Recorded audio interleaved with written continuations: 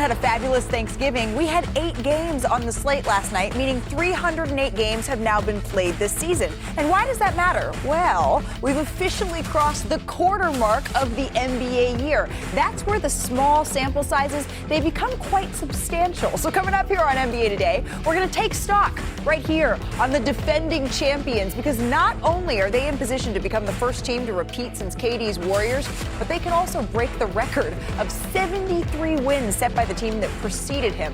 Plus, over in the East, the newest bad boy Pistons, they are proving that last season's turnaround, right, it wasn't just historic, but it was a stepping stone to something even greater. And the two teams that aren't on this snapshot, they're not anywhere in the playoff picture. We're looking at you, the Clippers and the Milwaukee Bucks. They have a lot more to worry about than being in Cabo when April turns to May, because from the standings to the stats, we haven't seen league-wide scoring like this since the 1960s. And the guy who leads the way, none other than Luka Doncic at just over 35 points a game. Shanae, Danny, Luka and his Lakers, they had their hands full with the Suns last night here in Los Angeles. And Luka came out hot here, Shanae. He really was cranking it up in the first quarter. I love how he controls the tempo. He also controls his speed with the breaks. This is the area that he loves. He can really, as a big guard, post people up. He had 20 points in the first quarter, the 15th time he's done it in his career. But then here comes Dillon Brooks, Dillon the villain. When Devin Booker went out with that groin injury, he really stepped up in more ways than one. Oh, he definitely did. Twin was in his bag. He's my evil twin, if y'all didn't know that. He was in the post, mid-range. Got the braids? MJ shake. I had braids at one point.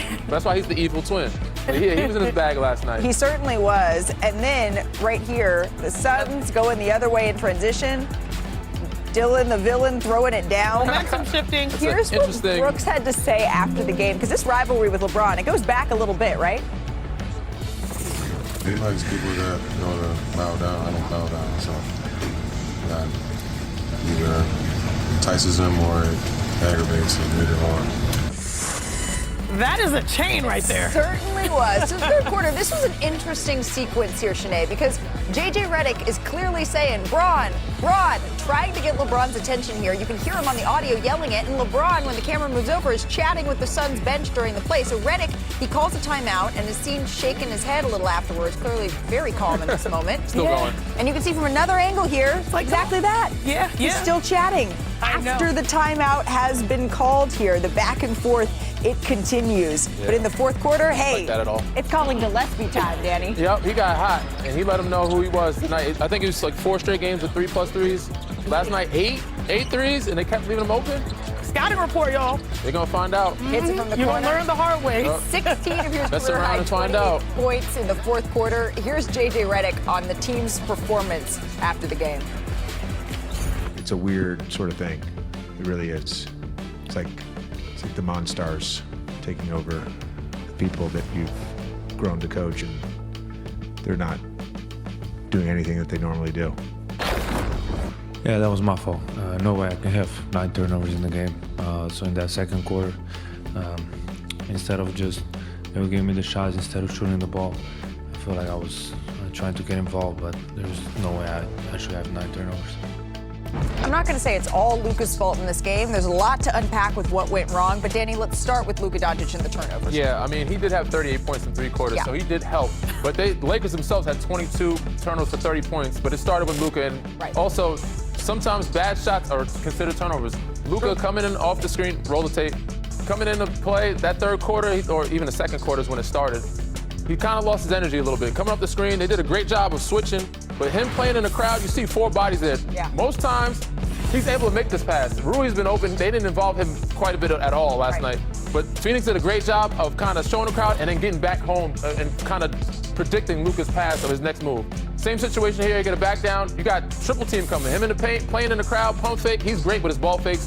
DeAndre Ayton's too crowded. You got to find a way to get it out sooner, earlier. But him having these type of turnovers, not only were they bad because they led to pick sixes. These guys can transition, not only 2s, but 3s. Gillespie, one of his 8 threes right there, knocking them down, making them pay. But hold on, wait a minute, because that's the domino effect. When you have those poor turnovers, what does that lead to? It leads to poor transition defense. Look at the differential here, which is tied for the worst for the Lakers all season. The Suns scored 28 points in transition compared to the Lakers, too. And there are a couple of possessions that I want to highlight where Luka obviously is trying to do it bad all by himself, which he's capable of. But still, when they send the entire team, the squad, when he's in a scrum, over here like 3 or 4 guys are on him, sometimes those shots are off balance and that shot becomes a pass and then it becomes a touchdown sprint. LeBron normally can get those, but right now, looking human. First time we've seen him look human. He looked 40 right there. And then Dillon Brooks scores on the other side. Here again, if you saw the shot clock, it's around 18 seconds. That's a quick early shot. That's a short court for a 3. Then there's a little bit of confusion. I think it's Mark Williams that's like, hey guys, we've got someone on the backside. 2 people running to him instead of the 3-point line. Jordan Goodwin. Goodwin knocking down the 3. So those turnovers, those bad shots lead to something worse for the Lakers. Yeah, and that leads to, again, when you're looking at the losses, they're coming off a 7-game winning streak, the Los Angeles Lakers are. So I don't want to say the sky is completely falling, but they have not looked good in the losses that they've had this season, and you can see how that stacks up here. But you mentioned LeBron James looking human, maybe even using the O word, looking old. That's another storyline. It was a back-to-back. Because he only played in one half of it, though, Danny. Yeah, he barely reached 10 points in this one.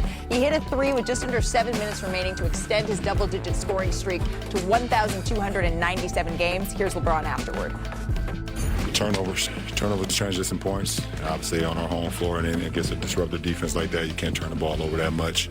And they're pretty much all pick sixes. You know, they not only turned us over, they was able to convert. You were on the injury report, like left foot injury management. It wasn't sciatica.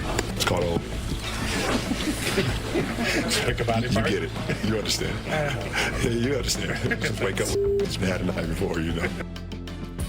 So he's calling himself old there because he extended that double-digit point streak, but it was really a rough night for him. 3 for 10 shooting and as many assists as he had turnovers. This was also the first time in his career that he finished a game with 0 rebounds, 0 blocks, and 0 steals. So let's bring in Brian Windhurst because there's not many people in the industry who have followed LeBron more closely as you have over what is quickly approaching the last 25 years.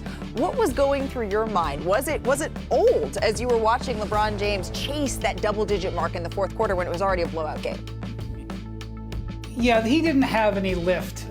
He didn't have any burst, and he didn't have any lift. We haven't really seen this from LeBron.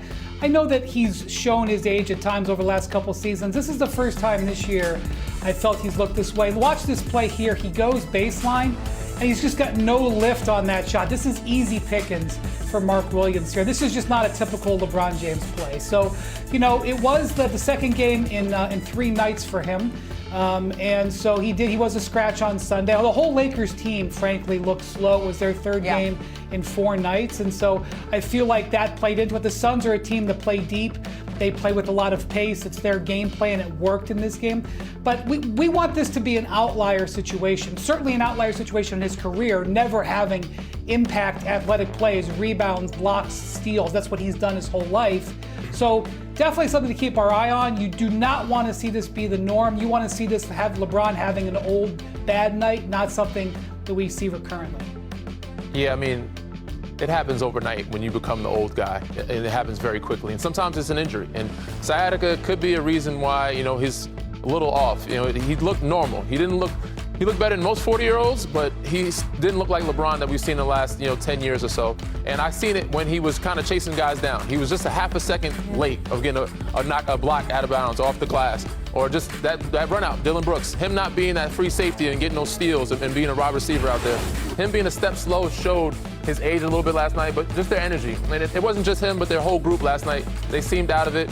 And for him to have to stay in the game that long and struggle to get the double-digit points is kind of a sign, like, this might be the year we see his age a little bit. But again, it's just one game. They did win 7 straight, 7 in a row. They were on a heater. This was a back-to-back, so I give them a little grace. I will say it doesn't happen overnight. I think you have the epiphany, like, oh snap, I'm really in the mix of this.